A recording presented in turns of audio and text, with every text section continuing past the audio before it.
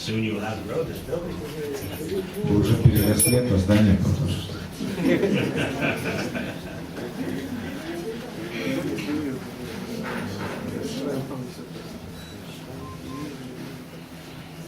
I was just thinking, I have an 83-year-old mother, and she's always wondering, where in the world am I? Я как раз думаю о том, что у меня мама, ей 83 года. И она обычно думает, где в мире я сейчас нахожусь вообще.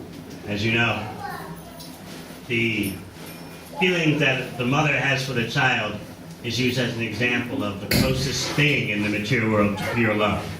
Вы знаете, что вот этот пример того материнской любви является тем самым примером, который используется для того, чтобы немного обозначить любовь живого существа по отношению к Кришне.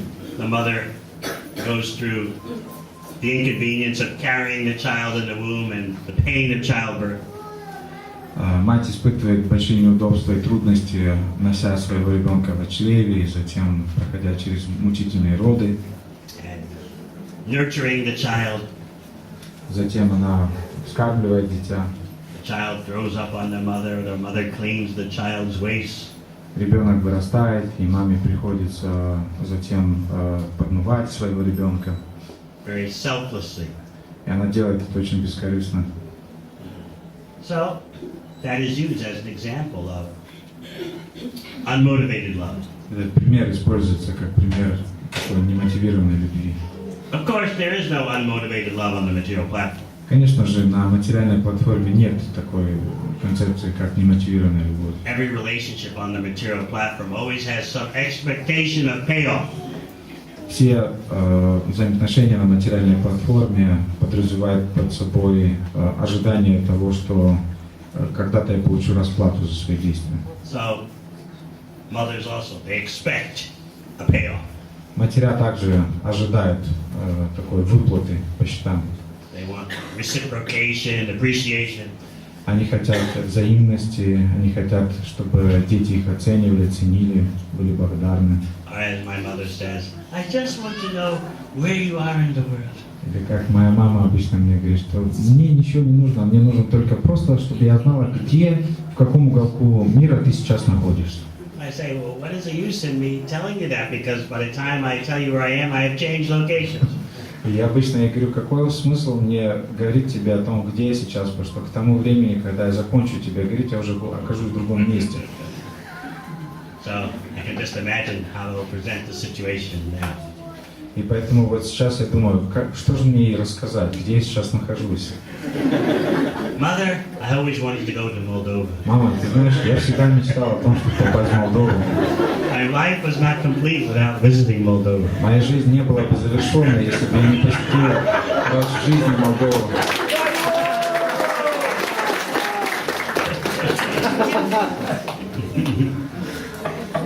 She always complains. Why do you never come home and you spend time with all these strange people in strange places I never heard of? Она всегда жалуется. Ты никогда не бываешь дома, ты всегда проводишь время с этими странными людьми, которых я никогда не вижу и знать не хочу. So let us discuss the nature of pure love tonight. Давайте сегодня вечером поговорим о природе чистой любви. Because the kind of love that you'll find in the spiritual world, especially in the topmost portion of the spiritual world, there's not even any spiritual expectation for benefit. What to speak of material benefit?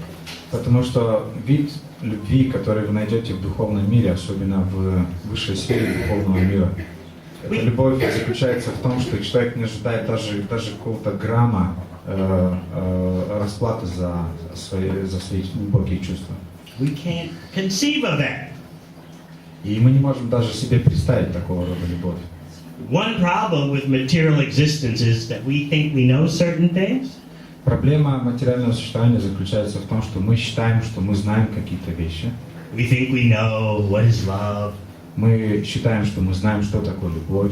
We think we know what is pleasure. Мы думаем, что мы знаем, что такое наслаждение. We think we have some kind of expertise and competency. Мы считаем, что у нас есть глубокое понимание и компетентность в определенных отраслях. True humility doesn't simply mean to go around making pranams. Истинное смирение не выражается в том, чтобы просто ходить вокруг и вот так вот сгибаться в пранаме, перед всеми. I am so fallen. Прабху, я такой падший. Prabhu, I am the worst. Прабху, я самый худший. Actually, there's an interesting Sanskrit word for humility. Dainya. Есть очень интересное слово, обозначающее смирение на санскрите. Оно звучит как дайня. Dainya means you think that you truly feel yourself to be loved. But meanwhile, everyone else can see that you have so many devotional expertises. Дайня заключается в том, что вы на самом деле чувствуете, что вы очень низкий и падший, но при всем при этом все окружающие вас люди, они видят, что у вас есть множество замечательных качеств.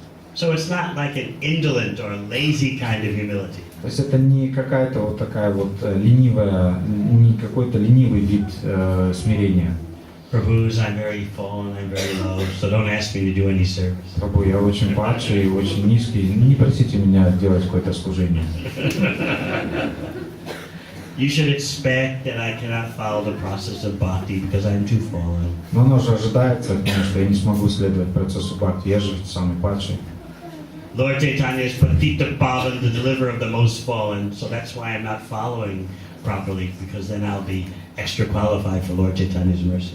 Господь Чайтанья известен как Патита Павана, спаситель самых падших, поэтому я не следую процессу преданного служения, иначе как мне достанется милость Господа Чайтаньи? No, Dainya means that you truly see yourself as having no good qualities, but everyone else sees that you have so many expert things that Krishna has blessed you with. Дайня означает, что вы на самом деле чувствуете изнутри, что у вас нет никаких добродетельных качеств.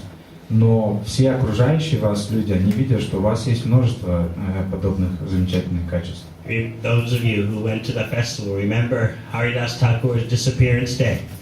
Те из вас, кто были на фестивале, вы наверняка помните день ухода Харидас Thakura. He presented his desire to Lord Chaitanya that he wanted to leave the world before Lord Chaitanya left. Он представил Господу Чайтанье свое сокровенное желание уйти из этого мира, прежде чем Господь Чайтанья покинет этот мир. But Lord Chaitanya protested. How can I go on without you? Но Господь Чайтанья запротестовал, как я могу уйти без тебя? You are the acharya of the holy name. Ты ачарья святого имени. What was Haridas Thakur's reply? Что ответил Харидас Thakур? My Lord, please don't speak such exaggerations. Millions of devotees are fit for sitting on my head. Мой дорогой Господь, не преувеличивай, потому что миллионы преданных достойны сидеть одновременно на моей голове. Please think about that bhava, that emotional, devotional state. Пожалуйста, подумайте об этой бхаве, об этом глубоком эмоциональном состоянии. What is my value? Simply that millions of devotees are fit to sit on my head. Если есть во мне какая-то цена, то она заключается лишь в том, чтобы миллионы преданных просто сидели на моей голове. Can you think of yourself thinking that way? Можете про себя так подумать. No, we think, I am fit to be carried on the heads of millions of devotees. Обычно мы думаем, что я достоин, чтобы миллионы преданных носили меня на своих головах. But the most exalted devotee, Haridas Thakur, doesn't think like that. Но самый величественный преданный Харидас Thakura никогда не думал так. He told Lord Chaitanya, if out of countless billions of insects, one insect is lost, who notices? И он даже сказал Господу Чайтанье, что если из миллиардов и миллиардов насекомых одно насекомое умрет и исчезнет, то в чем потеря? So this is the amazing thing about bhakti. The more qualified you become, the less qualified you think you are. И вот это самая потрясающая вещь относительно бхакти. Чем более квалифицированы вы становитесь в духовной жизни, тем менее квалифицированным вы себя ощущаете. And the less qualified you are, the more qualified you think you are.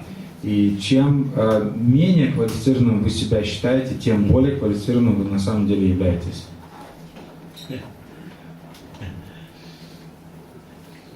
I don't think any of you have been to South America, but there is one country there which is known, the people are known for being very proud. Я не думаю, что кто-то из вас был в Южной Америке, но там есть одна страна, и люди там очень гордятся собой. Argentina. Это Аргентина. They have, it's a national characteristic to just think yourself to be very great and proud. Это национальный спорт. То есть люди считают себя очень великими и такими очень важными. So, one of my god brothers made a joke. Один из моих духовных братьев даже пошутил. How do you make a high profit business? Как вы можете устроить высокодоходный бизнес? You buy Argentinians for what they're worth, and you sell them for what they think they're worth. Вы покупаете аргентинцев за реальную стоимость, и вы продаете их за ту стоимость, за которую они считают, что они стоят себя. Of course, I know here is different, yes. Конечно, я знаю, вы другие, да. So let us try to understand this inconceivable characteristic of bhakti. Поэтому давайте попытаемся понять это непостижимое качество бхакти. It would seem natural that if you are great, you think yourself to be great. То есть это же естественно, если вы великий, ну надо же правильно думать о себе как о великом. You know about it, and everyone should know about it. Вы понимаете это хорошо, и все остальные должны это отлично понимать. But bhakti is not like that. Но бхакти не такое. The more Krishna that you have, the more you think you need. Чем больше Кришны вы имеете, тем больше вы считаете, что вы нуждаетесь в нем. Just like I think we explained on Haridas Thakur's disappearance day, the mood of the 6 Goswamis of Vrindavan. Я думаю, в день ухода Харидас Такура я уже говорил об этом настроении 6 Госвами Вриндавана. They never acted like we have attained Krishna, we have reached our goal. Они никогда не вели себя таким образом, вызывающим, что мы достигли Кришны, мы достигли своей цели. No, Krishna was always just up ahead. They never got him. Нет, они всегда чувствовали, что Кришна спереди где-то, они так его никак не могут его поймать. They were always in the mood of separation from Krishna. Они всегда находились в настроении разлуки от Кришны. So, do you realize that you are following predecessors who never achieved their goal? Понимаете, вы следуете предшествующим ачарьям, которые никогда не достигли своей цели. How do you feel about that? Как насчет этого? Generally, people want to follow successful persons. Обычно люди хотят следовать успешным лидерам. But here, in Bhakti, we are following leaders who never attained what they wanted. Но здесь в Бхакти мы следуем за лидером, которые внешне никогда не достигали того, чего они хотели. Hey Radha, hey Braja Devi ke Chalalite, hey Nanda Suno Gupta, Queen of Vrindavan Radharani. Oh Krishna, son of Maharaj Nanda, where are you? Where are you? Are you on the bank of Govardhan? Are you on the bank of the Jumuna River? Are you on Govardhan Hill? Where are you? О царица Вриндавана Радарани, о царь Вриндавана Кришна, где вы, на берегу Ямуны или вы на Говардхане, или где вы? Lord Chaitanya came to taste this highest ecstasy of love and separation from Krishna. И Господь Чайтанья явился для того, чтобы испытать этот высший вкус любви к Кришне в разлуке. The example is given in Bhagavatam by Krishna himself that if you are very poor all your life and then suddenly you become extremely wealthy, В Шримад Бхагаватам приводится этот пример, что если вы конченый бедняк в своей жизни и внезапно вы становитесь очень богатым человеком, then you lose all that money. и затем вы вдруг раз и теряете все свои деньги. You never stop thinking about that loss. Вы проживете оставшуюся жизнь, не переставая думать о своей потере. Where's my money? Где мои I деньги? was so rich. Я был I таким had it. богатым. I had it. У меня они были It в was all руках. mine. Они были моими. It's gone. И все ушло. I was poor for so long. Я был таким бедняком столько And времени. I became so wealthy. И вдруг я стал таким ошеломляющим богатым. Now it's finished. И все, How конец. can I live? Как мне жить дальше? You never stop thinking about your loss. Вы не перестанете думать о своей потере. So Krishna gave that as an example. He gave that example to the gopis. И Кришна привел этот пример для гопи. Don't think I was torturing you by leaving you. Не думайте, что я просто пытал вас, уйдя от вас. I know the psychology of love. Я знаю психологию любви. That when you lose what is most dear to you, you become even more absorbed in thinking about what you have lost. Когда вы теряете то, что очень дорого вам, вы после этого поглощаетесь еще больше, погружаетесь в размышления об объекте своей любви. That is the psychology of pure love. В этом заключается психология чистой любви. Therefore, the six Goswamis of Vrindavan, Rup, Sanatan, and so forth, they always are in the mood of where is Krishna? Where is Krishna? Поэтому 6 Госвами Вриндавана, Рупа, Санатана и остальные, они всегда находились в этом настроении. Где Кришна? Где Кришна? And Lord Chaitanya came to taste that same mood. И Господь Чайтанья явился для того, чтобы испытать то же самое настроение. So let us continue to discuss pure love of Krishna. Поэтому давайте продолжим обсуждать чистую любовь к Кришне. You might say, well, what is the use? It's so far beyond us. Можем подумать, да, какой смысл об этом говорить? Это так далеко от нас. We are simply trying so hard to follow the four rules and chant at least 16 rounds. Мы тут скрипим зубами, стараемся просто 4 регулирующих принципа следовать и вычитывать кое-как свои 16 кругов. But hearing about pure bhakti allows us to see that there's no pure love on the material platform. Но слушание о чистом бхакти позволяет нам понять и осознать, что на материальном уровне нет чистой любви. Even between mother and child, Даже между матерью и ребенком. there's always some material expectation. Там всегда есть какие-то материальные ожидания. That's why we have difficulty conceiving of the relationships in the spiritual world. Поэтому нам очень сложно понять взаимоотношения чистой любви и духовного мира.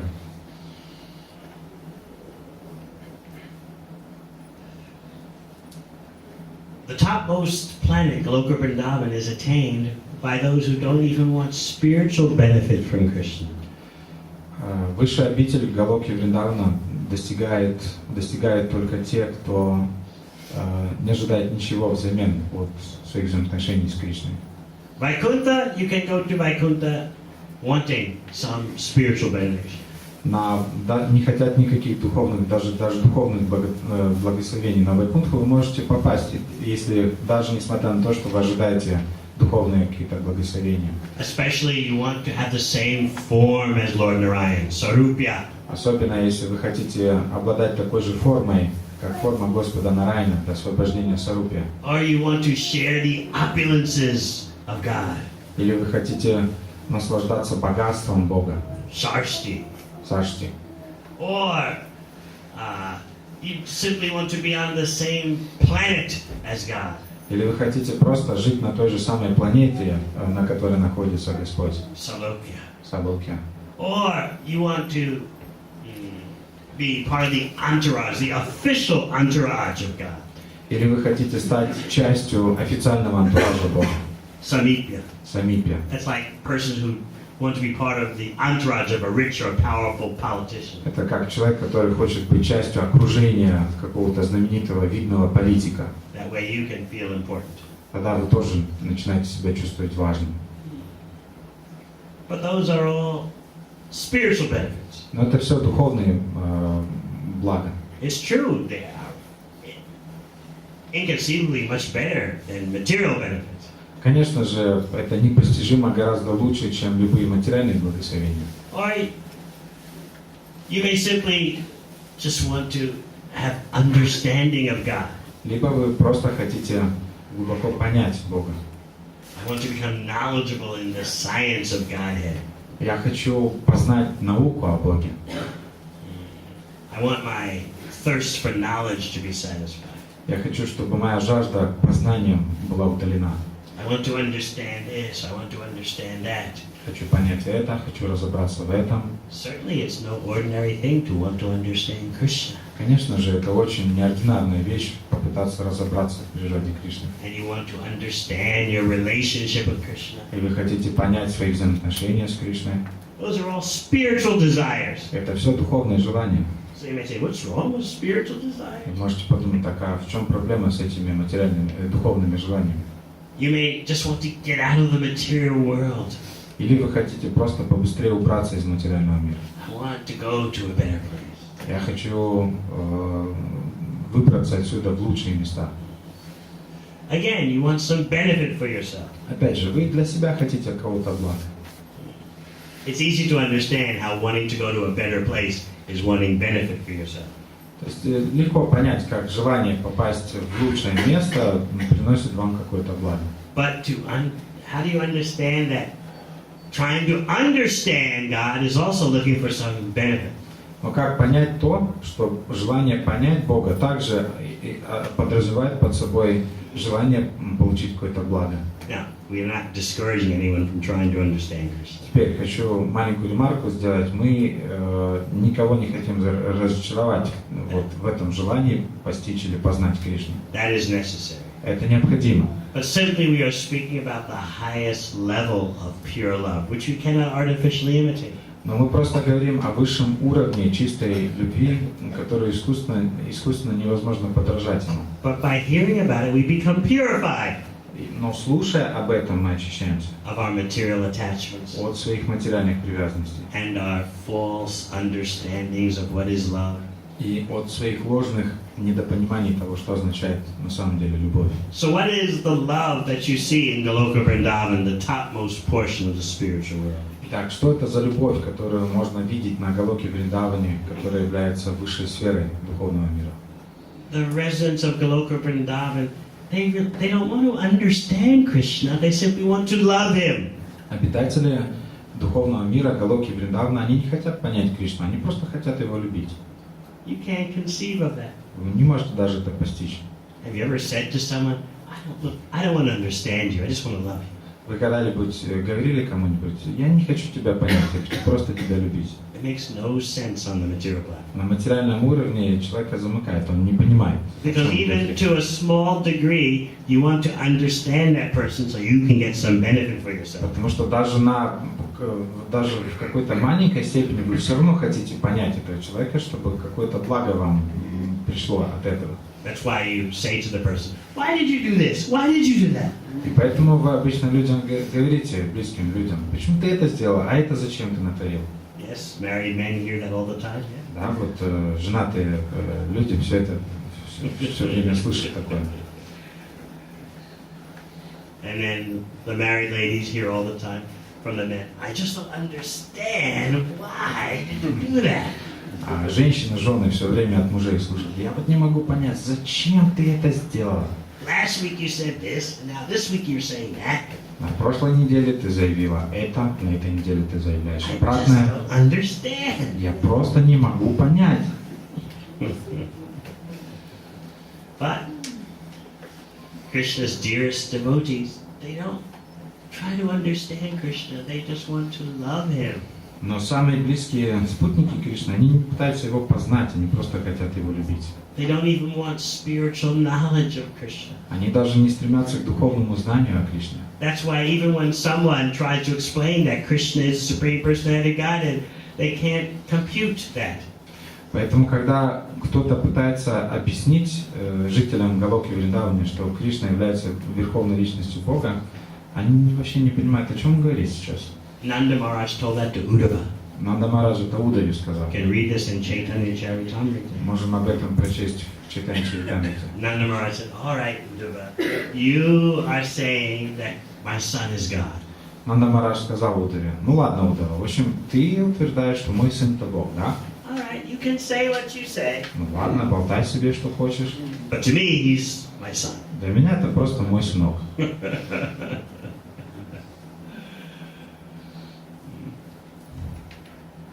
And then Nanda Maharaj said, all right, let there be all glories, all success for your Lord Krishna.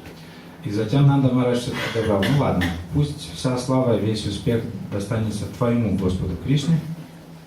He's your worshipful Lord, but for me, he's my son. Он твой объект поклонения, а для меня это просто мой сын. So you can say what you like, but that's the way it's going to be. Поэтому ты там можешь говорить, что хочешь, но вот так оно и будет, и останется, все.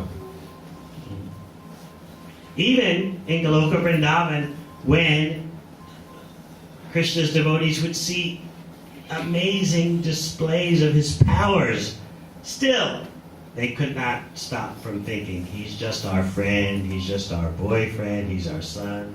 И на Галоке Вриндаване, даже когда обитатели Галоки Вриндавана видели проявление различной степени могущества Кришны, они все равно не перестали думать, что нет, это просто мой друг, это просто мой возлюбленный. They simply dealt with Krishna for the sake of loving Krishna, for giving him pleasure. Они имели дело с Кришной просто потому, что они хотели любить Кришну и хотели доставлять ему радость. Srila Prabhupada once explained that when Krishna is coming back from the forest to the village in the evening, Шрила Прабхупада однажды объяснял, что когда Кришна возвращается поздно вечером из леса, the gopis are not thinking, oh, Krishna, what did you bring in your pocket for me from the forest? гопи, видя Кришну, не думали, о, Кришна, что ты там нам принес из леса в своем кармашке? No. They are staring at Krishna with loving eyes simply for Krishna's pleasure. Нет, они просто бросают взгляд, застывший взгляд на Кришну и не ожидают ничего для себя. They know how to give Krishna pleasure. Они знают, как доставлять Кришне радость. You can see that same tendency in the material world. Можете видеть ту же самую склонность в материальном мире. What man would refuse if he's coming home from the agricultural fields and the most beautiful young girls in existence are all waiting, watching and looking at him? Какой мужик откажется от такого наслаждения, когда он поздно вечером возвращается с тяжелого труда, с поля, вот, и он идет к себе домой уставший, и вдруг самые красивые женщины в творении стоят на обочине и смотрят только на него. How would the man feel? Как бы этот мужчина себя почувствовал?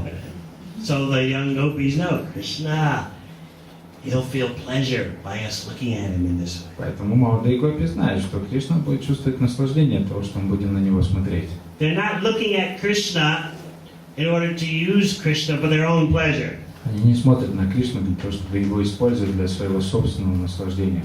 They are looking at Krishna to give Krishna pleasure. Они смотрят на Кришну для того, чтобы доставить Кришне наслаждение. They're simply thinking, how can we increase Krishna's enjoyment? Они просто думают о том, как мы можем увеличить наслаждение Кришны. Krishna gets pleasure by looking at us. Кришна испытывает наслаждение, смотря на нас. That's all they're thinking. Вот все, о чем они думают. And by their looking at Krishna, Krishna becomes more beautiful. И смотря на Кришну, Кришна становится еще красивее благодаря их взглядам. And by Krishna becoming more beautiful, the gopis who look at him become more beautiful. И благодаря тому, что Кришна становится еще красивее, гопи, которые созерцают его, тоже становятся еще красивее. In this way, everyone's beauty just eternally, unlimitedly increases. Таким образом, красота всех вовлеченных только до бесконечности увеличивается. But these dearest devotees of Krishna don't want a drop of self-satisfaction. Но эти самые дорогие преданные Кришны не хотят даже капли своего личного наслаждения. They can't even think in that way. Они даже не могут об этом подумать. That is spiritual perfection. Это означает духовное совершенство. They can simply think of how to give Krishna pleasure. Они просто могут думать только об одном: как доставить Кришне наслаждение. They have no capacity to think of their own pleasure. У них даже нет способности думать о своем собственном наслаждении. But then what happens? Но что случается затем? Even though they don't in the slightest think of their own pleasure, Krishna forces happiness upon them. Хотя они даже, у них нету даже грамма мыслей о своем собственном наслаждении, Кришна все-таки посылает им большое наслаждение и радость. That is the mystical secret of happiness in Goloka Vrindavan. В этом мистический секрет счастья Галоки Вриндавана. Because you might be thinking, all right, everything for Krishna. What about us, though? Потому что вы можете все-таки подумать, ну ладно, все для Кришны, так как насчет нас таких? But the mystery of Vrindavan is that none of the devotees think of their own pleasure, but Krishna forces pleasure upon them. Но секрет Вриндавана заключается в том, что никто не думает о своем собственном наслаждении и не желает этого, но Кришна сам посылает им эту радость и наслаждение. Krishna says, you're never thinking of your own pleasure? I don't care. I will push pleasure on you. Кришна думает, вы никогда не думаете о своем наслаждении, мне все равно, нет разницы, я заставлю вас быть счастливыми. But then, what does Krishna start to think? Но затем, о чем начинает Кришна думать? I think my devotees enjoy more than me in this way. Я начинаю понимать, что таким образом мои преданные наслаждаются еще больше даже, чем я сам. Krishna starts to think, I wonder what it's like to be a devotee of myself. И Кришна начинает думать, я хочу попробовать испытать, быть преданным самого себя. Krishna is supreme enjoyer. Кришна высший наслаждающийся. Yet, in the competition between Krishna and his devotees, it seems that the devotees taste more pleasure. Все же в этом соревновании, кто кому доставит большее наслаждение между Кришной и его преданными, кажется, что все-таки преданный испытывает большую радость, чем сам Кришна. So Krishna decides, all right, I will come as my own devotee. Поэтому Кришна решает, ладно, я приду в форме своего же преданного. And taste what a devotee tastes. Я испытаю вкус того, что испытывают мои преданные. In that way, Krishna is still the supreme enjoyer. Таким образом, Кришна все-таки все же остается высшим наслаждающимся. But only when he comes as a devotee. Но только тогда, когда он приходит в форме преданного. Otherwise, Krishna is convinced the devotees taste a higher happiness than me. А иначе Кришна убежден, что преданные по-любому испытывают большее наслаждение, чем я сам. So Krishna, he wonders, what's it like? What's it feel like to love me? И поэтому Кришна, он думает, вот все-таки что означает быть преданным и который любит меня? What's the experience like to be a lover of Krishna? В чем заключается этот опыт любить Кришну? What are the wonderful qualities in me that the devotees are tasting? В чем заключаются эти замечательные качества во мне, которые, вкус которых испытывают мои преданные? What is the happiness that the devotees are feeling in loving me? Что это за счастье, которое преданные чувствуют, любя меня? I must become a devotee, otherwise I cannot understand this as Krishna. Нет, я должен стать преданным, потому что иначе в своем аспекте Кришны это никогда не познаю. So that is Sri Chaitanya Mahaprabhu. И таким образом является Шри Чайтанья Махапрабху. Krishna coming as a devotee to taste what it's like to be a devotee. Кришна приходит в форме преданного для того, чтобы испытать вкус того, что означает быть преданным. When we first come to bhakti, naturally we want relief from material distress. Когда мы впервые соприкасаемся с бхакти, то совершенно естественно мы вначале думаем о том, как избавиться от материальных страданий. But as we make spiritual advancement, we start to understand that simply serving Krishna for the sake of serving Krishna, that's all I need. Но по мере того, как мы продвигаемся в духовной жизни, мы начинаем осознавать, что само служение просто ради служения Кришне – это все, что мне нужно.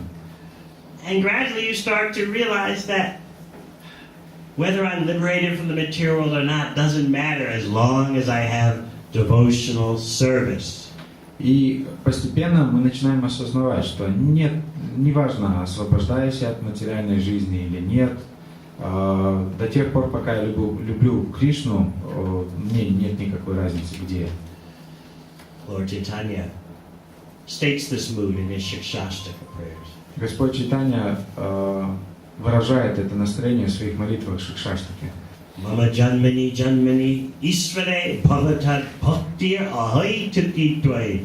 Birth after birth in the material world, I don't mind, as long as I have service to Krishna's lotus feet. Рождение за рождением в материальном мире, мне нет дел до этого. До тех пор, пока я служу лотосным стопам Кришны, я не думаю о освобождении.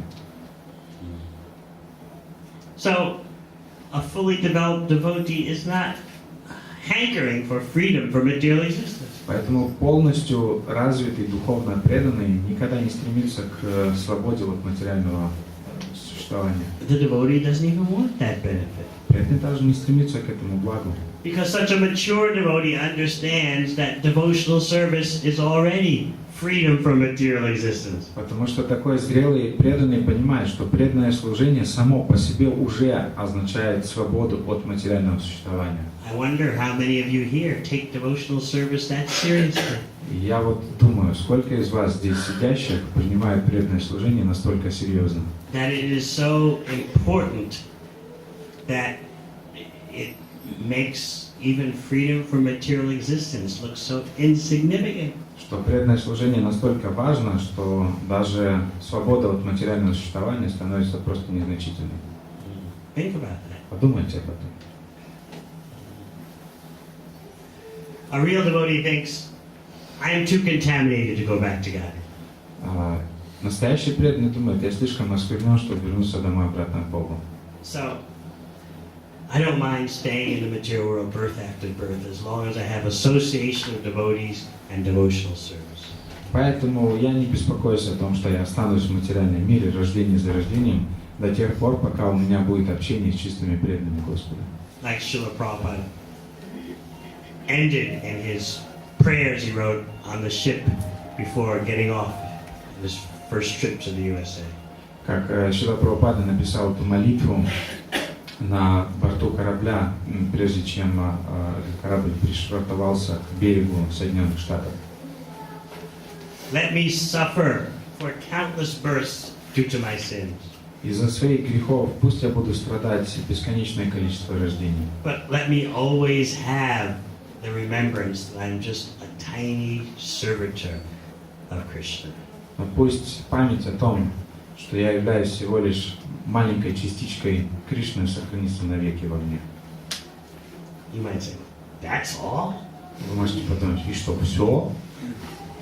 At least stay in the material world for countless births, but just let me have the realization that I'm Krishna's tiny servant? Is that all? Что все, вот пусть я останусь в материальном мире рождение за рождением, миллионы рождений, и просто у меня будет маленькое понимание, что я маленькая частичка Кришны, все. But such a realization is the greatest wealth. А на самом деле такое понимание является величайшим богатством. If you can attain that realization, you have everything.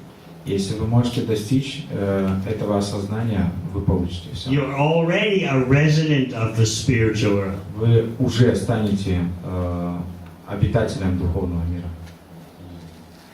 What was Lord Chaitanya's attitude about spiritual advancement? Какое было отношение Господа Чайтаньи к духовному продвижению? He said, let me tell you a secret. Он однажды сказал, позвольте мне сказать один секрет. It's not a secret, but it's something you should know. Это не секрет, просто то, что вы должны знать. He said, if you see tears in my eyes while I'm chanting Hare Krishna, you should know it's simply a show. Он сказал, что если вы видите слезы на моих глазах в то время, когда я воспеваю Харе Кришну, вы должны знать, что это просто спектакль. Because if I actually had love of Krishna, I would have died long ago from separation. Потому что если бы у меня на самом деле была любовь к Кришне, я бы уже давным-давно просто умер в разлуке с ним. Where have you seen such love in the material world? Где в материальном мире вы видели такой уровень любви? When someone tells you, oh, I love you, does that mean they don't want any benefit for themselves? Когда кто-то вам говорит, о, я тебя так люблю, означает ли это, что они для себя ничего не хотят? What do you think? Что вы думаете? You can make a test. Вы можете такой тест проэкспериментировать. The next time someone, no matter what kind of relationship, tells you, I love you. Вот в следующий раз, когда, независимо от того, какие у вас взаимоотношения, кто-то вам скажет, вот, я тебя люблю. You can ask, what benefit are you expecting? Вы можете спросить, подожди, а что ты там ожидаешь взамен? You won't have the courage to do that, will you? У вас, наверное, не хватит смелости так сделать, да? if someone tells you, I love you, Потому что обычно, когда вам кто-то говорит, я люблю вас, вы сразу начинаете таять. yes, of course, I am so beautiful. Я такой красавец, конечно. You have very good taste. У тебя очень хороший вкус. And then you pretend, yes? You pretend, you present yourself, and I can do so much for you. И затем вы сразу ваши перья надуваете. Да, я там такое сделаю. I have so many abilities, I have so many attractive things about me. У меня столько талантов, я столько могу закрутить и сделать. So in that way, it's like a bluffing game. То есть, таким образом, это просто такая игра в напыщенность. Everyone pretends. Все просто устраивают спектакль. There's a little bit of love in the material world because the material world is the perverted reflection of the spiritual world. Есть тут какая-то маленькая капля любви в материальном мире, потому что материальный мир является отражением духовного. For material love, you have to work very hard. Но ради материальной любви вам нужно очень тяжело трудиться. You may not think about it that way. Может быть, вы так пока что не думаете. Material love always involves work. Материальная любовь всегда подразумевает тяжелый труд. Whether it's love for your children, love for your romantic partner, love for your country. Является ли это любовь к вашим детям, или романтическая любовь, или любовь к своей стране? You have to work very hard. Вам нужно очень тяжело трудиться. And the result is always uncertain. И результат, он всегда будет неопределенным. It's very devastating when someone you've worked so hard for because of love, they reject you. Это очень печально, когда разрушительно, когда вы так тяжело трудитесь ради кого-то, кого вы любите, и он вас просто бросает. Oh, you feel like dying. Вы чувствуете, что вы хотите умереть. But Krishna never works for his love. Но Кришна никогда не трудится тяжело ради своей любви. What does Krishna do? Что Кришна делает? He just plays his flute. Он просто играет на флейте. And the most beautiful women in all of existence race out to be with him. И самые прекрасные женщины во всем творении, они сразу же устремляются к нему. Is playing the flute work? Разве вот игра на флейте, в этом весь секрет? Krishna's not playing a flute with a hat on the ground to collect money. Кришна не играет на флейте, держа шляпу там на земле, чтобы собирать денежки. His flute playing is simply just because he feels like it. Он играет на флейте просто потому, что он чувствует, что он хочет просто играть на флейте. Lila means there's no reason to do something. There's no force, no pressure. Лила означает, что нет какой-то причины делать что-либо. Никто вас ничему не заставляет. Krishna simply does things because he feels like it. Кришна делает какие-то вещи просто потому, что он чувствует, что он хочет это делать. It's hard to understand. Трудно это понять. Maybe when you're on your holidays, you say, oh, now, for this time I'm on the holidays, I'll just do what I feel like, when I feel like. Может быть, в свободные выходные дни иногда вы там разляжетесь где-нибудь и начнете думать, ну вот сегодня я буду делать просто то, что мне хочется, просто потому, что мне это хочется. You've been on holidays with that kind of spirit? Вы ходили когда-нибудь на выходные в таком настроении? I will wake up when I feel like it. Я проснусь завтра тогда, когда я почувствую, что я хочу. I will watch television all day. Я целый день просмотрю телевизор. I will drink, I will eat as much as I want. Буду пить и буду есть столько, сколько мне захочется. Everything will just be me, me, me, when I feel like it, how I feel like it. Все будет крутиться вокруг меня, меня, меня. Вот как я чувствую, когда я захочу, что я захочу, все будет для меня. Yes, this is the perfection of the material holiday, right? Да, это совершенство материального выходного, не так ли? And what is the foremost ritual of such a material holiday? И самый важный ритуал такого материального выходного в чем заключается? Maybe it doesn't happen. Может быть, в Молдове это, конечно, не случается. But so many places of the world, the highest symbol of the so-called holiday lila Но во многих местах по всему миру высочайшим символом вот этой лилы, выходной лилы, You know? знаете, в чем заключается? Breakfast in bed. Это завтрак в постели. Yes, that is the ultimate. Это пик выходного. Yeah, you have done this? Здесь у вас тоже так?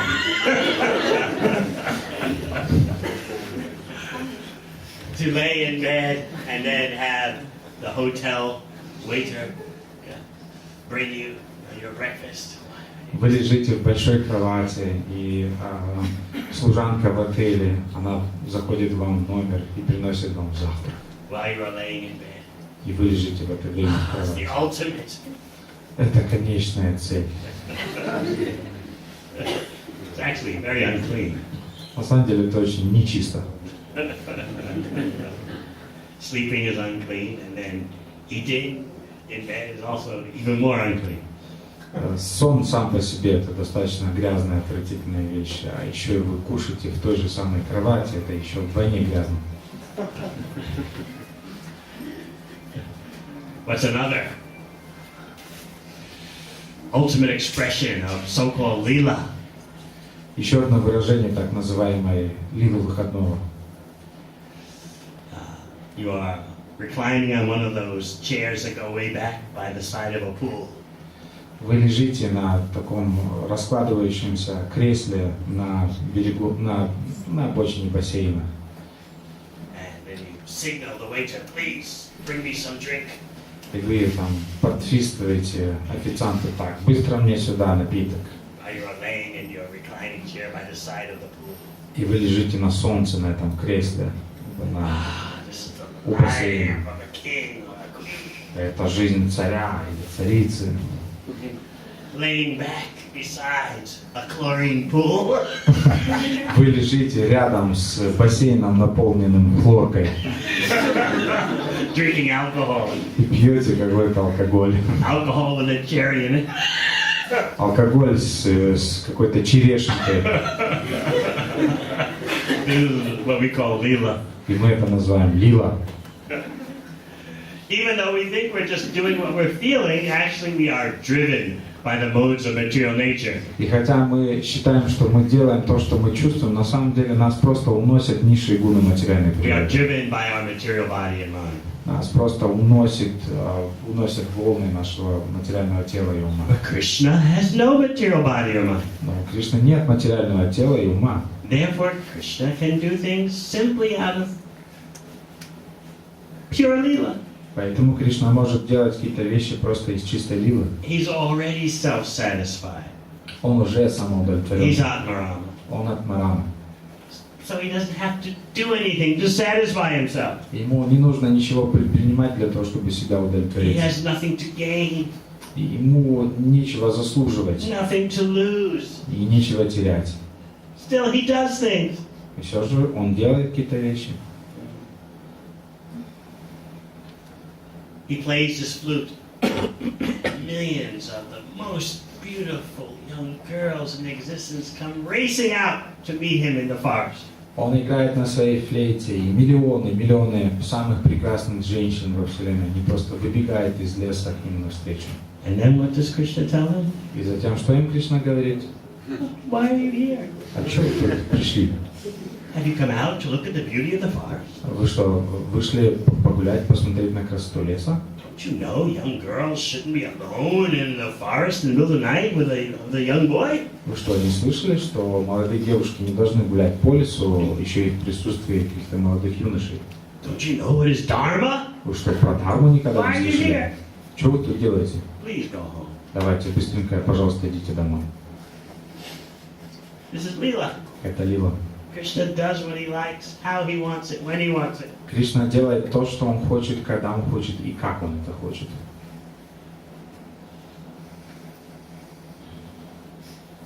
Whatever he does, his devotees simply want to love him.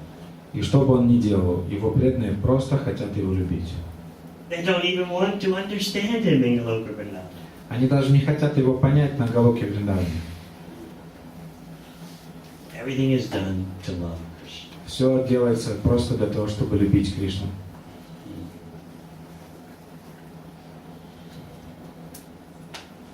by hearing about the pure love of Krishna's dearest devotees and become purified of the false hope for finding such love in the material world. И слушая о чистой любви, чистых преданных Кришны, мы избавляемся от ложной надежды на любовь в материальном мире. Devotees work together in relationships so that they can help one another for achieving the pure love of the spiritual world. И преданные взаимодействуют друг с другом в рамках тех взаимоотношений, которые помогают друг другу культивировать эту чистую любовь в материальном мире. That is being for real. И это реальные отношения. When you help someone to attain the pure love of bhakti, then you are being for real with that person. Когда вы помогаете кому-то обрести бхакти, это настоящие дружеские взаимоотношения с этим человеком. Have you ever told someone, looking in their eye, have you ever told them, I'm for real? Вы когда-нибудь смотрели кому-нибудь в глаза и говорили, что я по-настоящему хочу быть с тобой? Yeah, have you ever done that? Когда-то делали так? You can't do that truthfully unless you are helping someone to increase their relationship with Krishna. И вы не можете на самом деле воистину так сделать до тех пор, пока вы действительно не хотите помочь этому человеку углубить свои взаимоотношения с Кришной. Otherwise, you're not being for real. You want something for yourself. А иначе это не настоящее, вы все равно будете что-то хотеть для себя самого. So you hope that by your saying, I'm for real, then you'll be able to get what you want from the other person. Потому что в любом случае, когда вы говорите, я по-настоящему там тебя люблю или по-настоящему хочу быть с тобой, это подразумевает, что вы на самом деле чего-то хотите от него. So relationships between devotees are based on helping one another how to attain Krishna. Поэтому взаимоотношения между преданными основаны на том, что вы хотите друг другу помочь достичь Кришны. That is being for real. Это настоящее.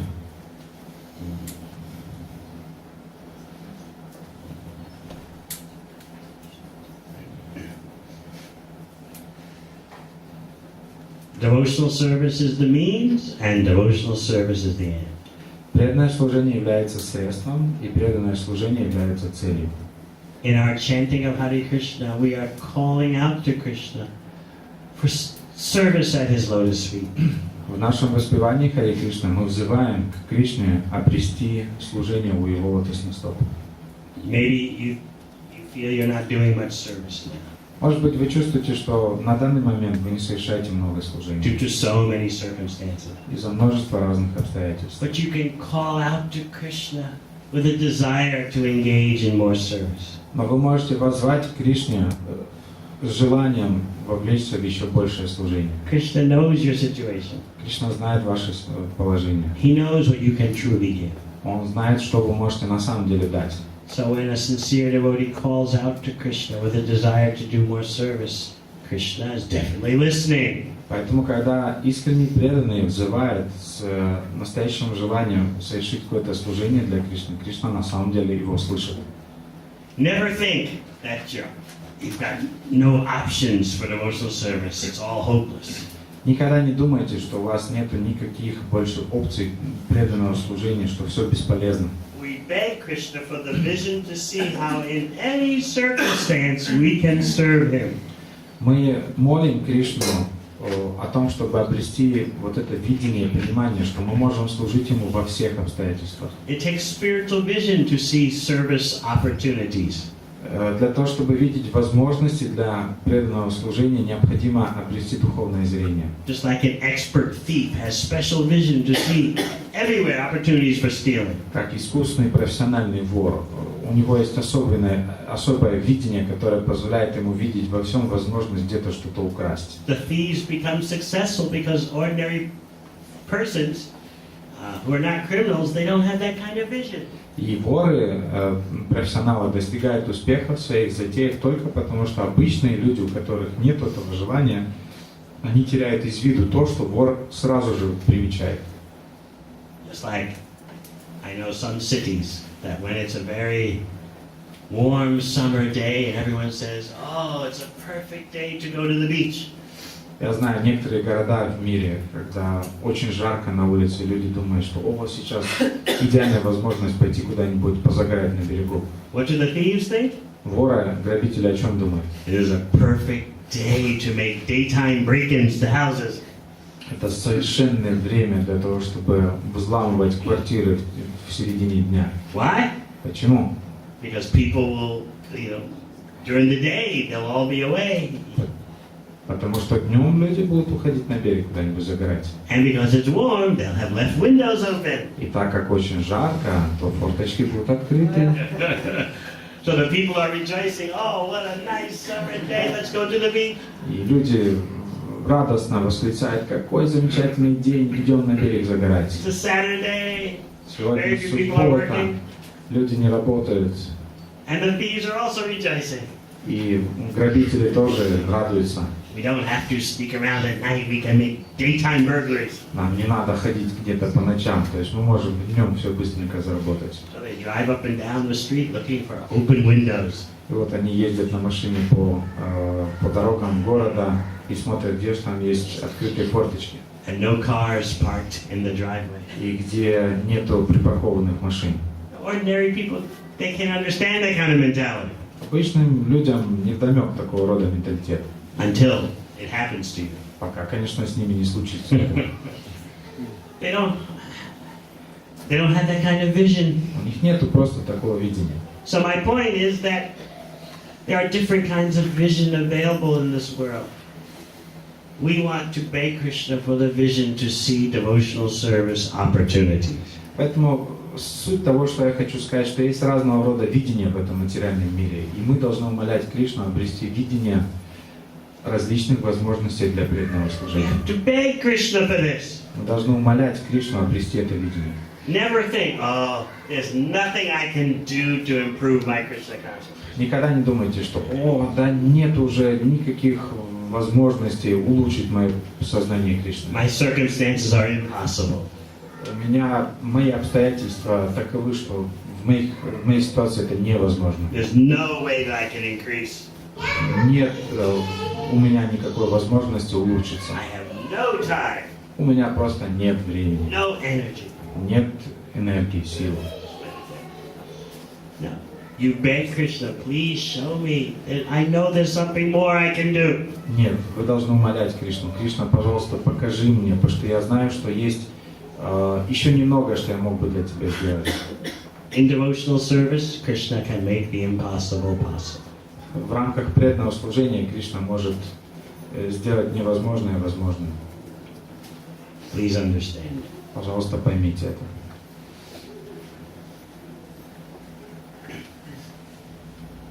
Are there any questions? Есть ли у вас вопросы?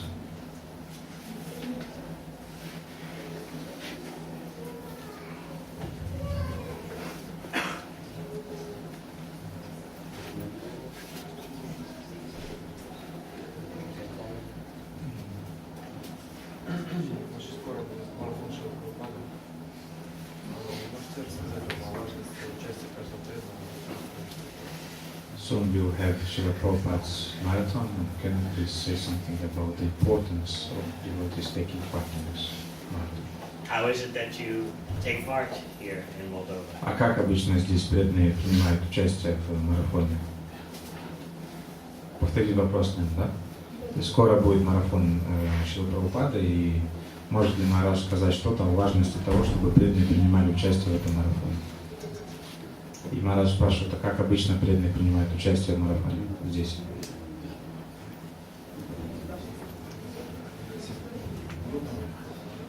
Sometimes they are going by groups to do book distribution, sometimes they are going alone.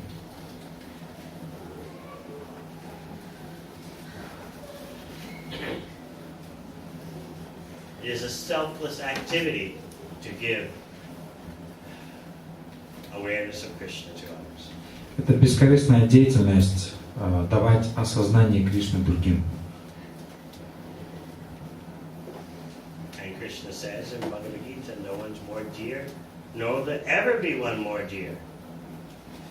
И Кришна говорит в Бхагавад-гите, что никто не будет мне так дорог, и в будущем не будет более дорогого человека мне, чем тот, кто раздает это знание.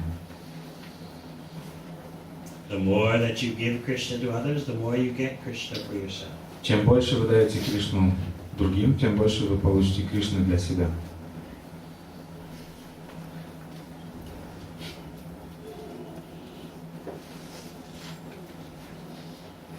If you love someone, you want to tell everyone about that person. Если вы любите кого-то, вы хотите каждому рассказать об объекте своей любви. Isn't it so? Разве не так? When I was flying from, what is it, Kyiv to Donetsk, Когда я летел из Киева в Донецк недавно, there was a young lady, she's about 30 years old, she spoke English.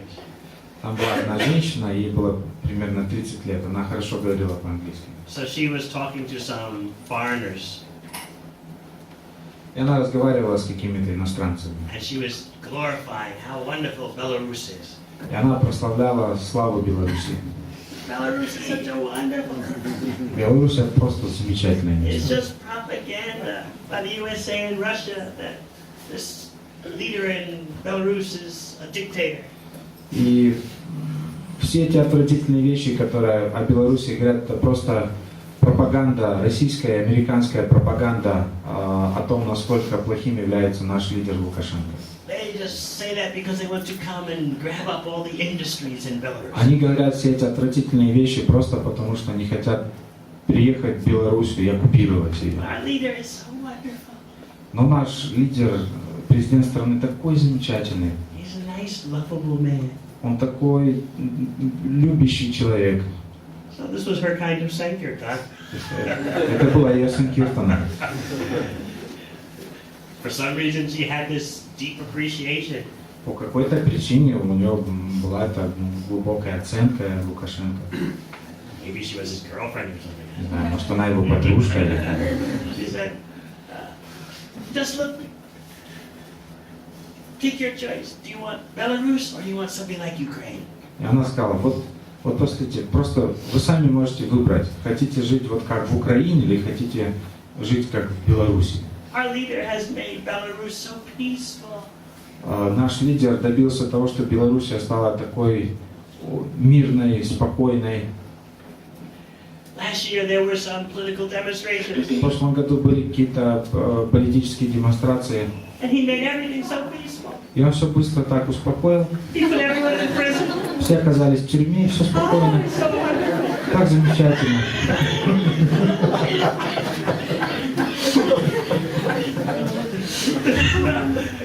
So, there's that expression, love is blind. Есть выражение «любовь слепа».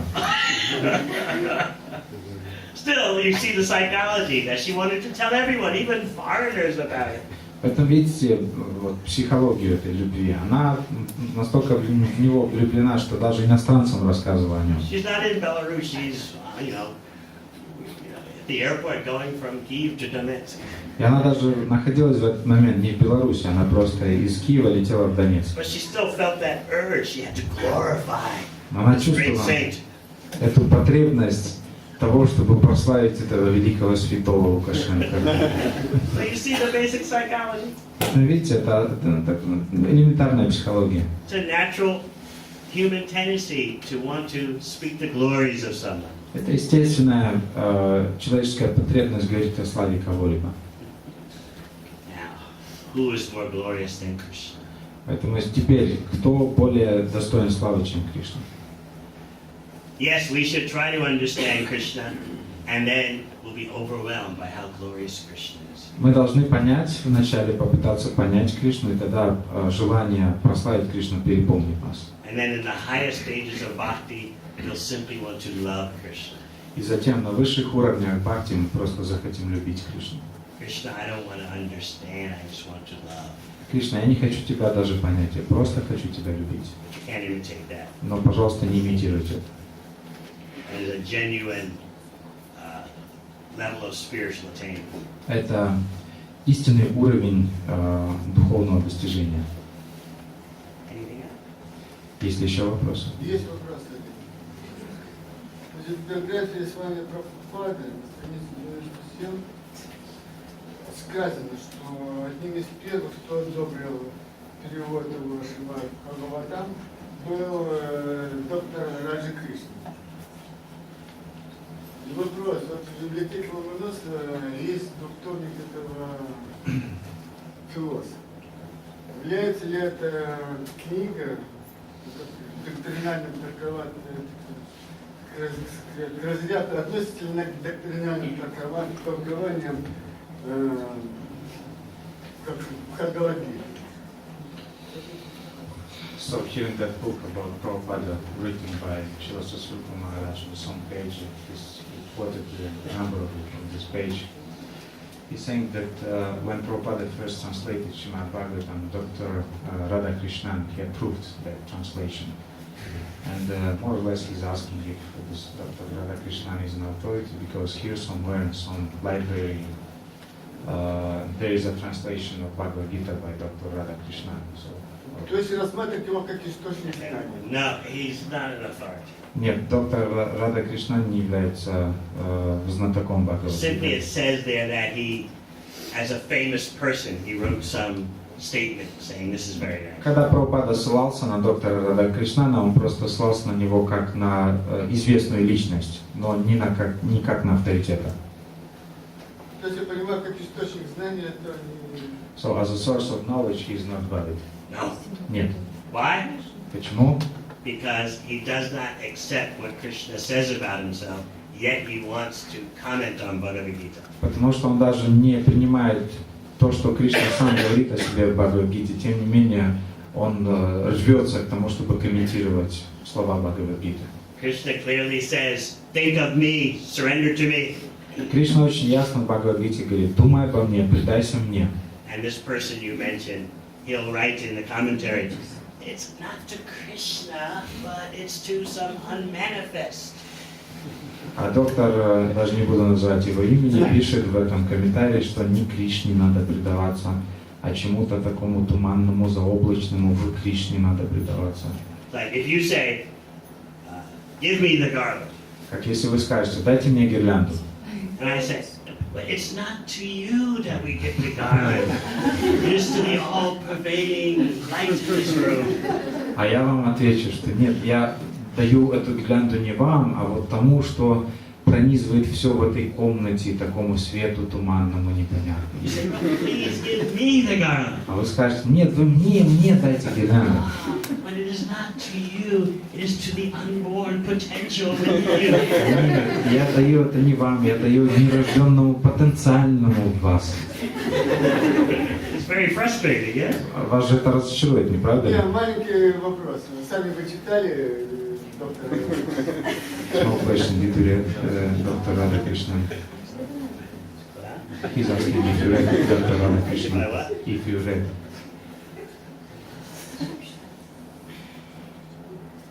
I don't waste my time. Я не трачу времени. I know of the problem. Я просто хорошо знаю эту проблему с ним. Why should I waste my time? Я понял, что вы философию знаете. Сергей, пожалуйста. Why should I waste my time when I know what is what? Поэтому зачем мне тратить время, когда я хорошо понимаю, что к чему? Krishna speaks very clearly in Bhagavad Gita. Кришна очень ясно в Бхагавад-гите все говорит. So why do we want to twist some other meaning? Зачем нам выкручивать какие-то непонятные значения из самой Бхагавад-гиты?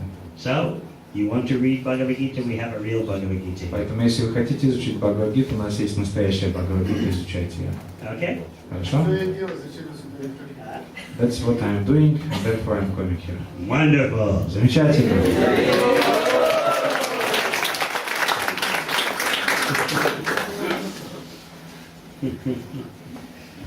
Thank you for asking, so we can protect you. Спасибо, что вы задали этот вопрос, потому что так мы можем вас защитить теперь. That's one of the services that is offered here to the public. Это одно из служений, которое мы можем предложить публике, которая приходит в наш храм. Protection. Мы вас можем защитить. Okay? Понимаете? Thank you very much.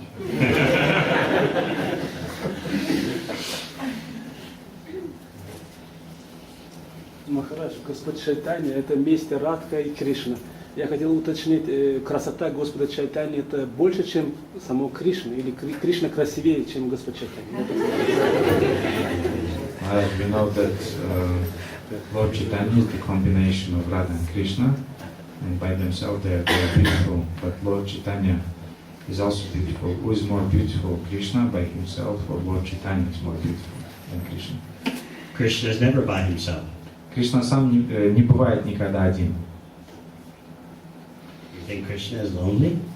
No, I mean, he meant that Krishna itself is very beautiful, and Lord Chaitanya is also beautiful. Who is more beautiful, Lord Chaitanya? But Krishna is Lord Chaitanya. Но Кришна и есть Господь Чайтанья In the mood of Srimati Radharani. в настроении Шримати Радхарани.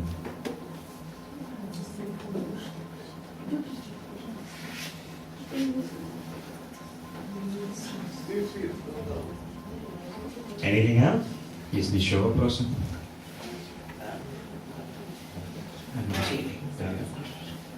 Здесь вопрос. Говорится, что пока человек не задастся вопросом «Кто я?», он поистину не сможет прогрессировать духовно. Я чувствую, что я не задался искренне этим вопросом.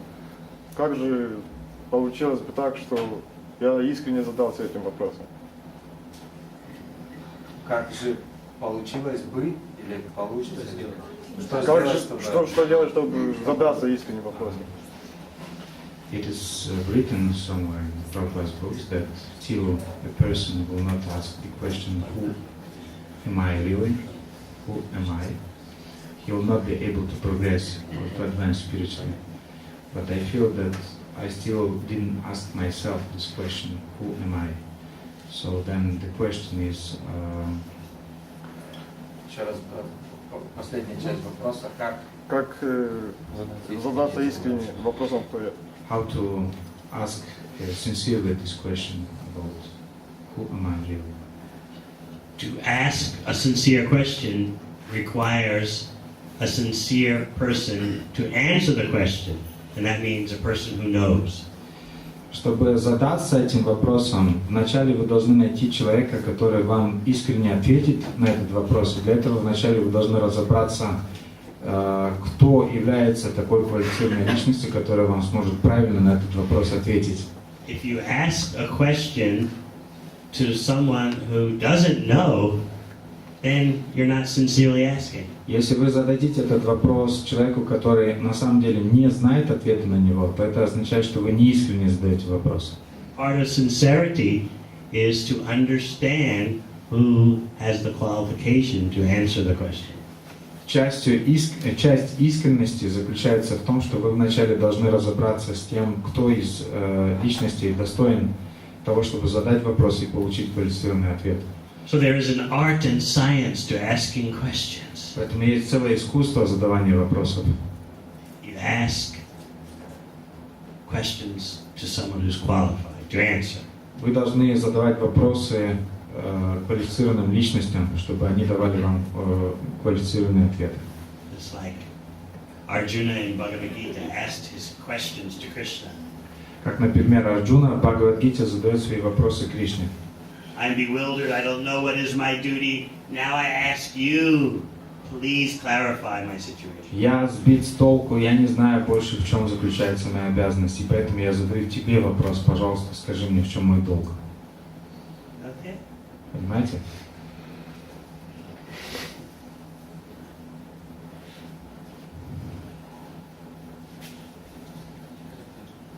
Скажите, пожалуйста, с чего начинается любовь к Кришне в материальном мире? Can you please say what is the starting point of love of Krishna in the material world? That is described in Nectar Devotion. Vaidhi Bhakti, devotional service done out of duty. Это описывается в нектаре преданности, вайди бхакти, то есть преданное служение, которое совершается из чувства долга. Without that stage, it's generally impossible to rise to the stage of spontaneous love. Без того, чтобы пройти через вайди бхакти, в целом невозможно сразу же возвыситься на уровень спонтанной любви к Кришне. First, you have to serve Krishna out of duty and commitment. Поэтому вначале вы должны служить Кришне из чувства долга и чувства посвящения себя. And then as you become more purified, the spontaneous desire to serve Krishna emerges. И по мере того, как вы очиститесь, ваше спонтанное желание служить Кришне проявится наружу. Just like, I don't know if it used to happen in Moldova hundreds of years ago, but it still happens in India. People don't marry out of romance. They have an arranged marriage. Вот, я не знаю, происходит ли это у вас в Молдове, но в Индии, или может быть это случалось здесь сотни лет тому назад, но в Индии даже в наше время люди женятся не просто на основе каких-то романтических чувств. Их браки на самом деле устраиваются квалифицированными личностями. They used to do that here. Здесь делают так? Old times. Old times, yes. В древности делают. So, some person might think, well, how can there be real attraction if they're just marrying out of duty? И кто-то из людей сейчас может возмутиться, вот как между ними появится любовь, если их просто свели в браке. But you see, in such societies, they know that real attraction is developed from commitment over the years. Но понимаете, в цивилизованном обществе люди понимают, что влечение друг к другу проявится с годами на основе чувства долга по отношению друг к другу. Romantic feelings go very quickly. Романтические чувства испаряются через форточку очень быстро. You have experienced this? Испытывали? Есть у вас такой опыт? Yes, 1 minute your head is spinning for some months and then nothing. То есть в течение нескольких месяцев ваша голова идет кругом, и потом все исчезло. At festivals, I've explained before how scientists have calculated the world average for the duration of romantic feelings. На фестивале я объяснял вот статистику, мировую статистику, сколько длится вот это вот головокружение романтическое по времени. Who remembers? Кто помнит? 17 months. Yes, 17 months. 17 месяцев. I mean, some more, some less. Ну, более или менее. For that time, you are flying.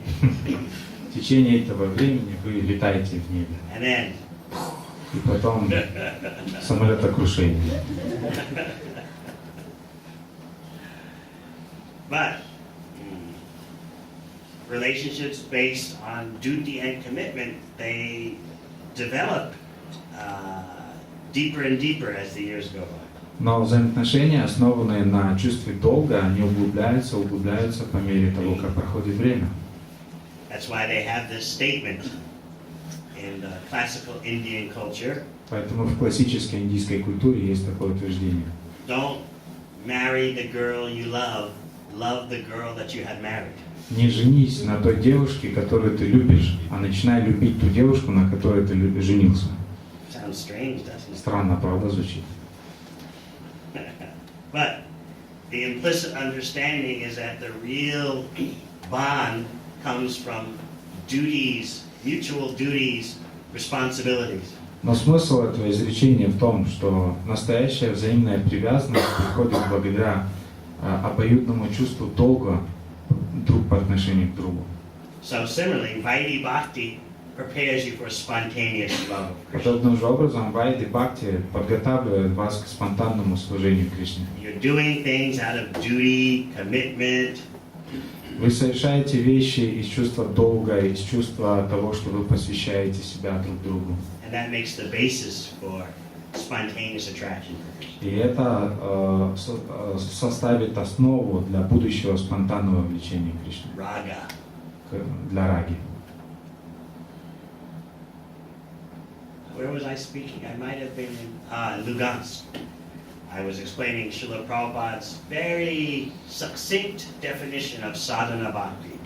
В Луганске я объяснял преданным очень такое интересное объяснение принципа садхана бхакти, который давал Шрила Прабхупада для преданных.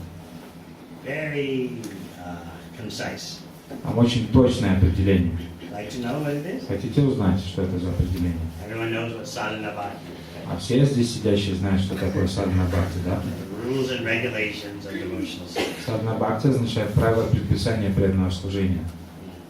So Srila Prabhupada said, what is sadhana bhakti? И вот Шрила Прабхупада говорит, что такое садхана бхакти? You have to do it because I said.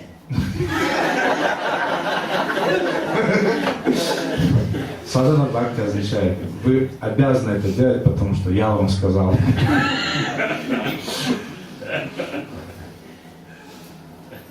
You go to the doctor gives you a prescription, you follow it. Вы идете к доктору, и доктор дает вам предписание, и будьте добры, следуйте ему.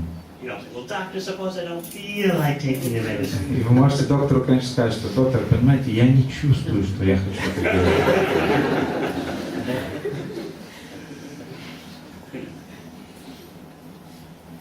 So, devotional service based on duty and commitment is the foundation for developing love for Krishna.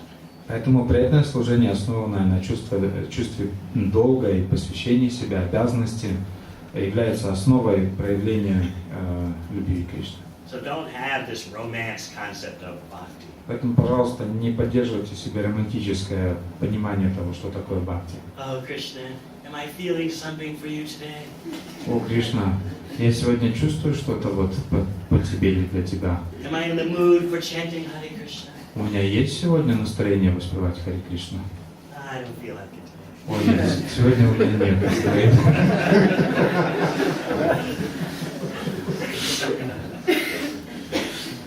Oh, Krishna, what happened to that new feeling I had when I first took up Krishna consciousness? О, Кришна, что же случилось с тем новым чувством, которое у меня было, когда я только-только стал преданным?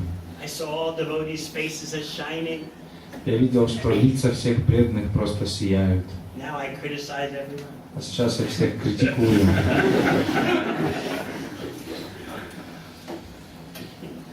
I lost my enthusiasm. Я потерял свой энтузиазм. So I cannot honor my commitments. Поэтому сейчас я не могу больше поддерживать свои обещания. I know I promised that initiation.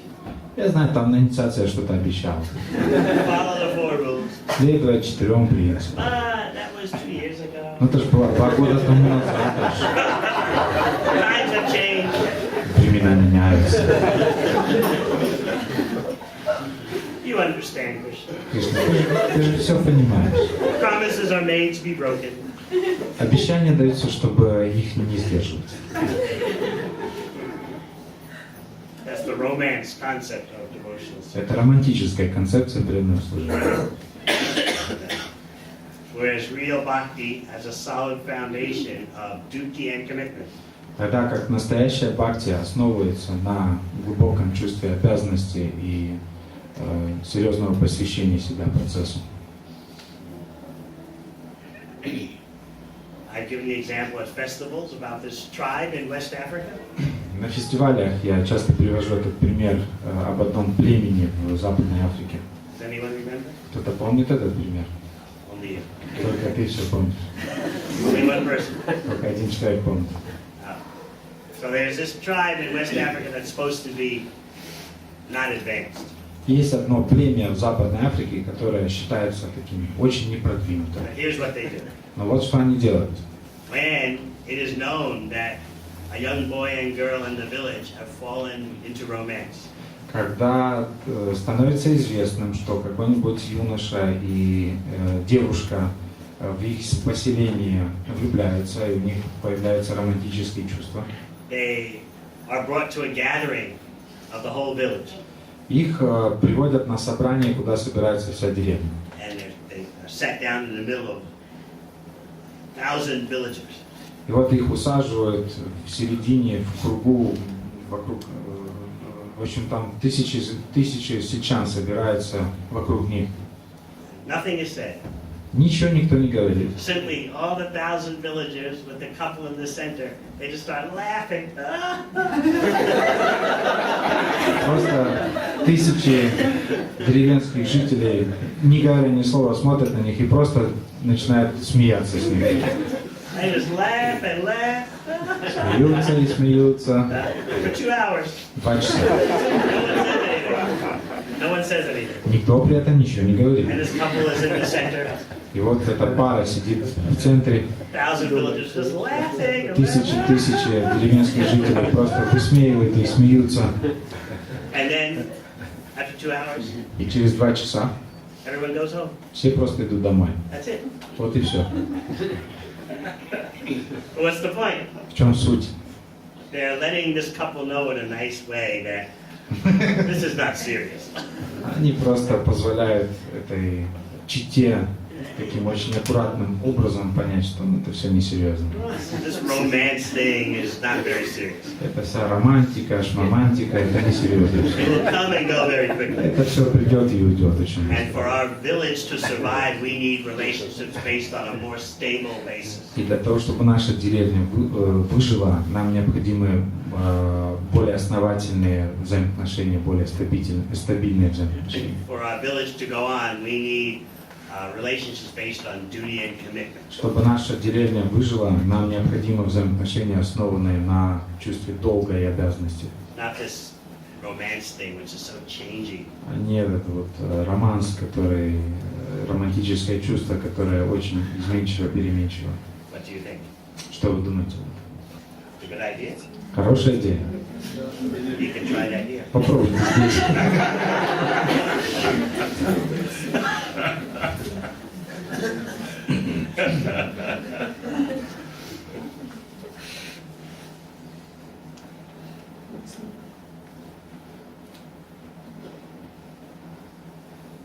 Хорошо.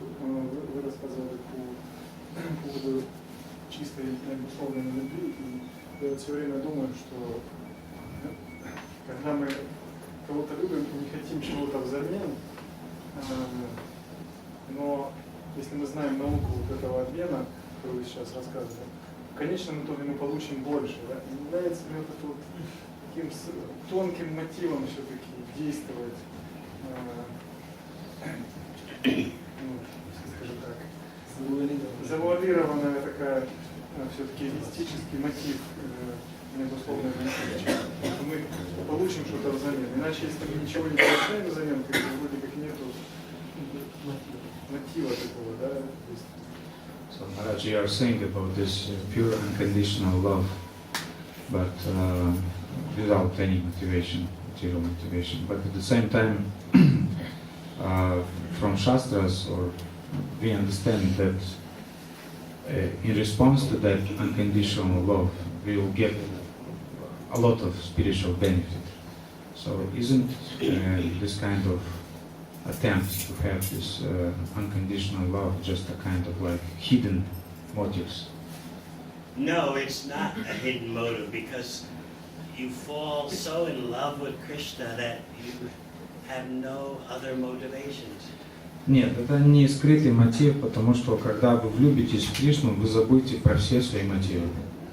Because Krishna is unlimitedly attractive. What can you do? Потому что Кришна бесконечно привлекательный. И что вы тогда сможете сделать? You're helplessly attracted to Krishna. Вы беспомощно будете привлекаться к Кришне. Сейчас мы рассказываем, мы сейчас не можем любить. Сейчас, когда мы рассказываем кому-то и сами слушаем, мы понимаем, что если мы полюбим Кришну, то мы получим все просто. Да? But at the present, Сейчас мы не можем в материальном мире получить того, что мы можем получить, если мы станем чистыми, полюбим. И это сейчас является нашим мотивом. Преданные, пожалуйста, если вы задаете вопросы, коротко задавайте, иначе приходится редактировать. But at the present, still, when we are hearing about this concept of pure unmotivated love, still we are attracted by this idea that as a result of such kind of unmotivated love, I'll get a lot of benefit. So That's all right. We're not going to send the secret police after you. ну, не проблема, если ты все-таки привлечешься такой мотивацией, мы КГБ к тебе не пошлем домой с тобой разбираться. Gradually, by hearing, the heart becomes more and more pure. То есть даже несмотря на такой мотив, вначале постепенно слушая о такой чистой беспримесной любви, сердце постепенно очистится. It's like sometimes devotees ask the question, Is it bad that I enjoy taking prasad? Как, например, такой же вопрос, но преданный задает такого же типа вопрос. Это плохо, что я наслаждаюсь прасадом? Prasad, it tastes so good, and when I eat taking prasad, I'm relishing how good it is. Прасад такой вкусный, и когда я почитаю прасад, я наслаждаюсь, что он такой вкусный. Is that bad? Это плохо. So what are we going to do during feasts? We're going to go around each devotee. Are you relishing this? Are you getting some personal happiness from me? И что же мы будем делать? То есть, будем ли мы на пирах ходить между рядами и смотреть, так, ты наслаждаешься прасадом сейчас? It's like where I'm staying. Или вот там, где мы сейчас живем. After I took lunch, После того, как я принял прасад, and the three men, they took prasad. и команда из 3 человек там сели почитать прасад. Was it Brajbasi? Yeah, Brajbasi. So I said, oh, this is why it's good to have swamis around. Я тогда сказал Раджавасе, что, о, Раджаси, наверное, поэтому хорошо приглашать к себе с вами домой. Because they don't eat so much. Потому что с вами, как правило, так много не едят. And then there's so much nice prasad. И там остается на кухне столько вкусного прасада. So he told me, yes, that's true. Especially if you have no wife. И тогда он сказал, что да, это правда, особенно если у вас нет жены, вам столько достается. But he had such a big gleam in his eyes. У него были такие большие блестящие глаза. I'll always remember that. Я на всю жизнь это запомнил.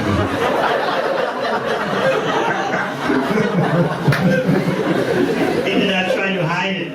Он даже не пытался это скрыть. Jai Maharaj, it's so nice that you're here. Джай Махарадж, так хорошо, что вы здесь You're пришли. always welcome in my home. Добро пожаловать ко мне домой.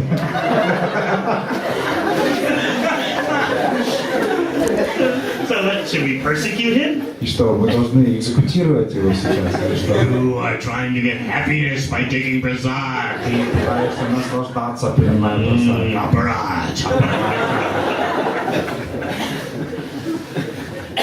Take prasad and gradually you will develop the ability for taking prasad simply for Krishna's pleasure. Нет, просто принимай дальше прасад, и со временем ты очистишься, и ты будешь принимать прасад не для себя, а для наслаждения Кришны. I remember I was in Kazakhstan maybe 4 or 5 years ago Я помню, 4 или 5 лет тому назад я был в Казахстане. with Niranjan Maharaj and Bibi Govinda Maharaj. Я был там с Бхакти Брингой Говиндой Махараджем и с Ниранджаной Махараджем. And Govinda Maharaj, he's really so expert in training persons how to cook. Говинда Махарадж очень искусен в том, чтобы обучать преданных искусству приготовления прасада. Devastating bhakti. У него просто потрясающая бхакти. So after lunch, I took one sweet and I ate it. После вот того, как я закончил обедать, я взял одну сладость и съел ее. It was made by a cook that he had trained. Эту сладость сделал повар, которого Говинда Махарадж лично обучил. As soon as I ate it, I felt like I was just in another world. И как только я съел кусочек этого прасада, я почувствовал, что я улетел в другой мир. So everyone got up after they finished eating. И вот после того, как все закончили кушать, все встали. And I was just wandering around all over. At that time was about 100 acres or something.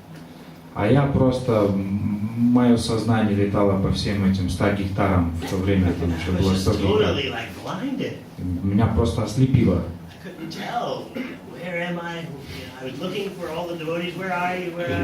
И я даже не мог сказать толком, кто я смотрел на преданных, и кто вы, и, в общем, такое.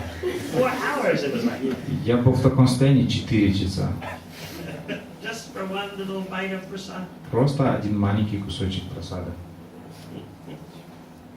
That is the power of food that Krishna has tasted. В этом могущество еды, которую попробовал сам Кришна. So it's not the quantity, it is the quality. Поэтому вопрос не в количестве, а в качестве. But in the beginning, take prasad to your full satisfaction. Поэтому то же самое. То есть вначале принимайте прасад до своего полного удовлетворения. And full satisfaction doesn't mean just one bite, it means full belly. И полное удовлетворение означает один кусочек. Полное удовлетворение означает полный живот. Все будет в порядке.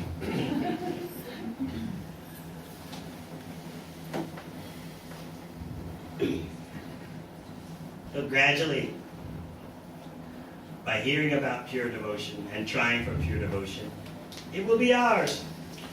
И таким же образом, постепенно слушая о принципах чистого преданного служения и занимаясь чистым преданным служением, мы достигнем уровня чистого преданного служения. Почему? Because that's our original nature. Потому что это наша изначальная природа. What does Lord Chaitanya say?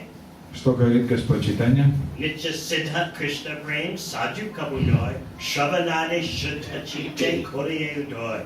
Pure love of Krishna is eternally established in the heart of the living entity. Чистое преданное служение навечно утверждено в сердце живого существа. It's not something that's added from outside. Это не нечто, что добавляется извне, что приходит извне. By the authorized process of hearing and chanting, that pure love of Krishna in the heart is revived. С помощью авторитетного процесса слушания и воспевания эта чистая любовь к Кришне, пребывающая в сердце, выходит наружу.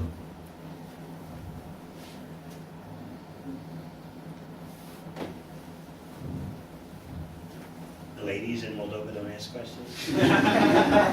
Женщины в Молдове не задают вопросы.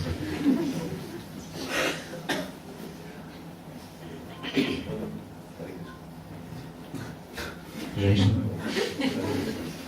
Любовь и привязанность. В чем есть отличие? Мы обычно говорим то, что к чему привязано.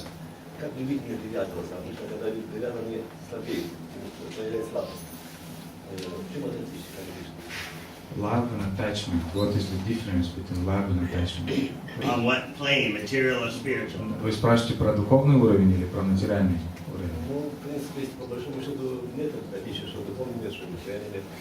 Well, there is no difference between material and spiritual. Really? Да, на самом деле. Is that what Krishna asks you to see in Bhagavad Gita? Это то, о чем Кришна говорит в Бхагавад-гите. What does Krishna say in Bhagavad Gita? Что Кришна говорит в Бхагавад-гите? He asks you to see the difference between matter and spirit. Он вас просит как раз видеть разницу между духом и He материей. says he has an inferior energy and a superior energy. Он говорит, что у него есть низшая энергия и высшая энергия. Then, when you are most advanced, you can recognize that because all the energies come from Krishna, they are spiritual. И затем, когда вы достигнете высочайшего уровня продвижения, тогда для вас будет актуально не видеть разницы между духом и материей. But if you artificially try to say that now, that's a big mistake.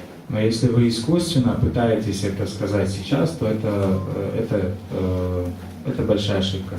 Because then you start to just go, oh, everything is spiritual.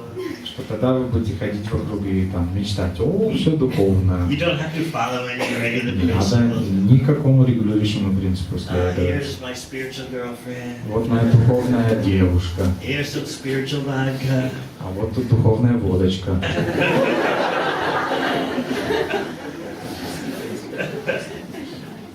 So first, you must see the difference between matter and spirit. Итак, вначале научитесь видеть разницу между духом и материей.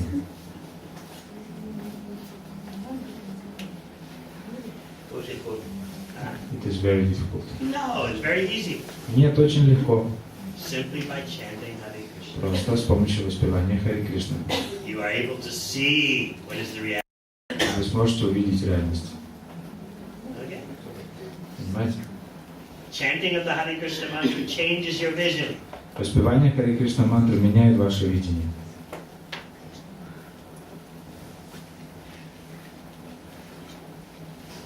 It's true. Это правда. What do you think? Что вы думаете? Почему между любовью и ненавистью один шаг, говорят? Why they're saying that between love and hatred there is only one step?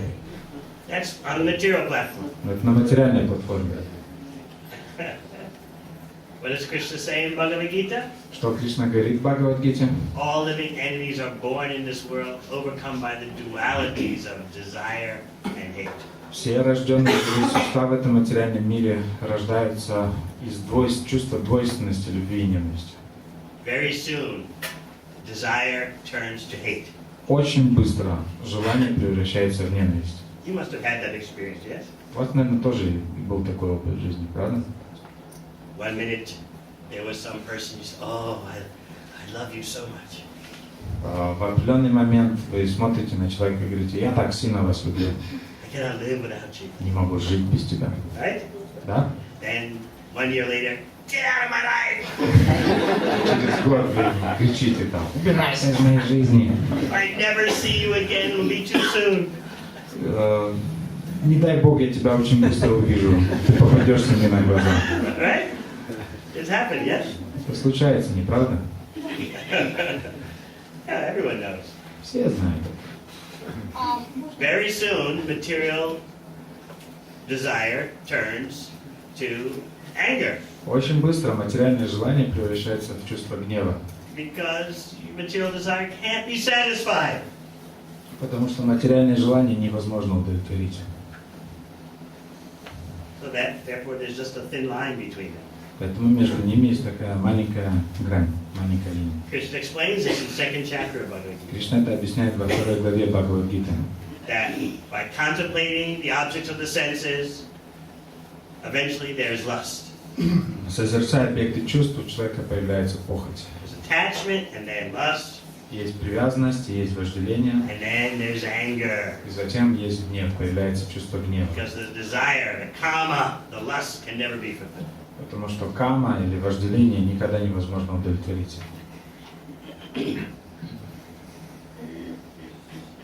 We have a problem in vision. У нас есть проблема с видением. We think, over here is desire. Мы думаем, вот тут желание, And over here is suffering. а тут страдания. They're so far apart. Они так далеко друг от друга. But actually, they're both the same thing. Они на самом деле соединяются. So the yogi, the genuine yogi can see that. И истинный йоги, он может это видеть. But the fool thinks, oh, way over here is desire, way over here is suffering. They have not much to do with each other. А глупец думает, вот там желание, а здесь, там вот далеко страдания, и они никак не связаны. The whole world is suffering under this illusion. И вот весь мир страдает из-за этой иллюзии. Why are there problems?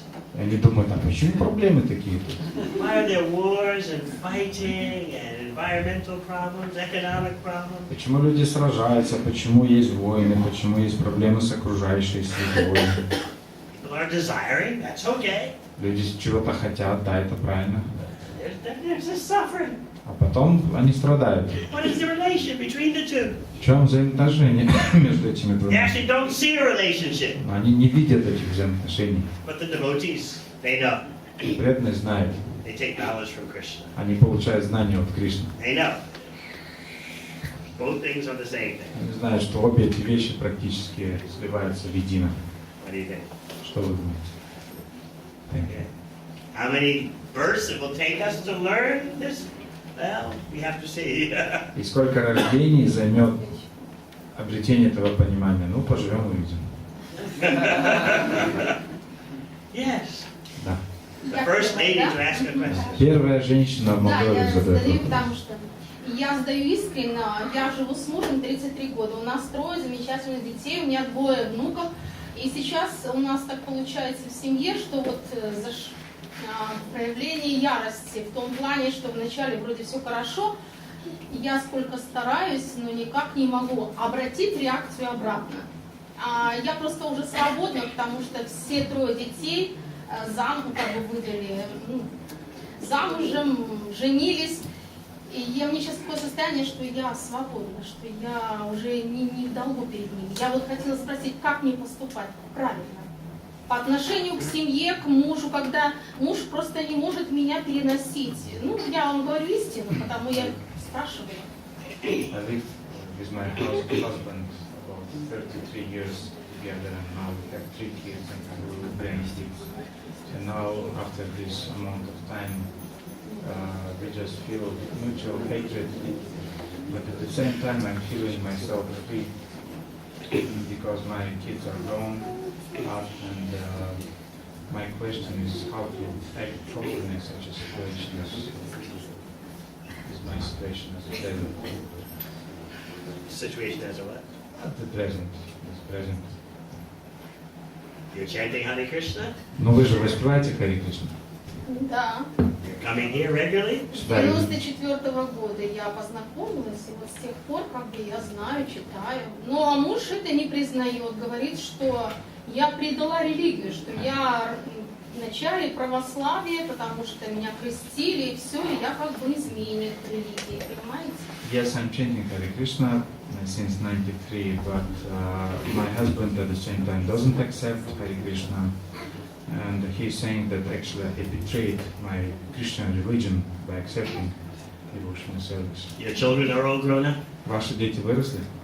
Да, взрослые дети, самому младшему 27 лет. Yes, the youngest is 27. Old. Старый. Oh, go on chanting Hare Krishna. Короче, продолжайте воспевать. Increase. Просто увеличивайте количество воспеваний.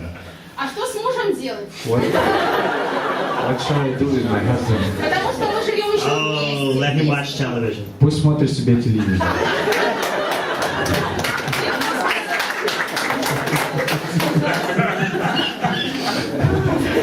Что делать? 33 years is enough for a man. 33 года вы достаточно ему уделили времени. Okay. Еще. Ну, достаточно. Хорошо, Ладно. понятно. Ладно, все. Дальше жить. We're going to have some kirtan? Будем петь киртан. Okay.